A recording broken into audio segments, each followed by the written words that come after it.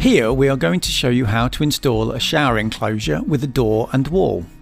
In some countries, you need to use a professional in order to meet local plumbing and building regulations. Please check whether this applies to you. We recommend 2 people to install this combination. In this solution, we decided to keep the door on the left side and the wall on the right. Before you start, make sure all parts are included as listed in the assembly instructions. After unboxing the doors and the aluminium profiles, start the installation by measuring the positions of the profiles from the corner of your bathroom. For the glass shower wall, measure 860mm from the corner of your bathroom wall. And for the shower door, measure 870mm. Next, you need to drill 4 holes in each aluminium profile. Place the profile against the wall and mark the positions of the holes, 160 to 200mm and 700 to 740mm from the top, and use the same measurements for the bottom. The goal is to choose the location of the holes not too close to the edge of the tiles. Drill the holes in the profiles with a 5mm drill bit. The bigger profile is for the door and the slimmer one is for the wall. Position the glass door profile, which is the slimmer profile, on the wall with the marks lining up with the outside face. Use a spirit level to ensure that it's vertical. Mark out the holes on the wall. If you're using the wall plugs provided, drill 6mm holes into the wall using a suitable drill bit. A good tip here is to use the small bag that comes with the screws to collect the drill dust.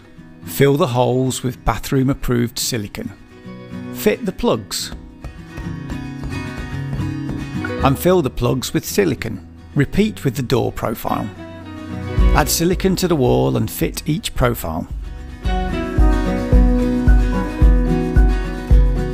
Attach them to the wall with the screws that come as part of the package. These are suitable for use in bathrooms.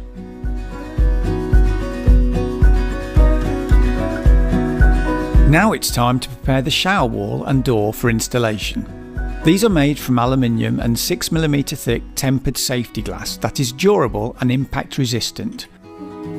Protect the floor in order to avoid damage to it or to the shower door and wall. Measure and cut the bottom seal of the shower wall so that it is 10mm shorter than the length of the bottom of the glass. Fit the magnetic seals to both the door and wall so that they are level with the bottom of the glass.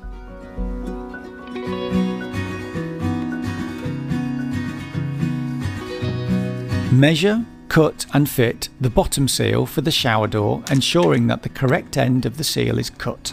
The lip should be on the inside of the shower area. It's now time to install the shower wall. Place the wall into the wall profile. Do the same thing with the door. Make sure that they are aligned. You do this by checking that the top of the glass on both is at the same level, and that the 2 magnetic seals are aligned and fully in contact with each other. Measure where to fix the shower door and wall screen. Make sure the fixings match the profiles on the inside of the shower enclosure. Make sure that you are not drilling too close to the glass profile.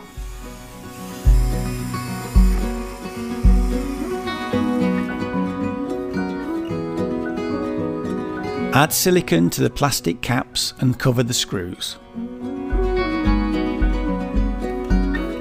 Fit the handles onto the door. Make sure the door is in a closed position. Then adjust the bottom hinge by tightening the 2 screws in the hinge base. Now mark, remove and cut the magnetic seals to the right length. Then refit them.